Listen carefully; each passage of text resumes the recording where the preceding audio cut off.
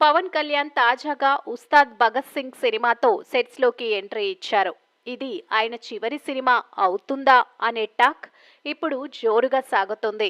Harihara Veeramallu, OG సినిమాలు complete చేసిన వెంటనే పవన్ ఈ ప్రాజెక్టుకి స్టార్ట్ చెప్పారు. హైదరాబాద్లోని కోటి ఉమెన్స్ కాలేజ్ అల్యూమినియం ఫ్యాక్టరీలో కీలక సన్నివేశాల కోసం షూటింగ్ జరుగుతుంది. ఈ సినిమా కోసం పవన్ 45 రోజులు డేట్స్ ఇచ్చినట్లు సమాచారం.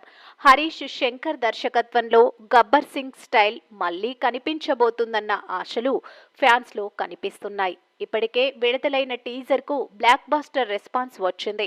పవన్ పొలిటికల్ ఇమేజ్ ని దృష్టిలో పెట్టుకుని స్క్రిప్ట్ డిజైన్ చేశారు. ఇక ఈ సినిమా పూర్తయిన తర్వాత పవన్ కొత్త సినిమాలకు సైన్ చేయలేదన్నది ఇండస్ట్రీ టాక్. అంటే ఇకపై స్క్రీన్ పై కంటే పవన్ ని పూర్తిగా రాజకీయాల్లోనే చూడబోతున్నామా? ఉస్తాద్ నిజంగానే పవర్ స్టార్ చివరి సినిమా అవుతుందా?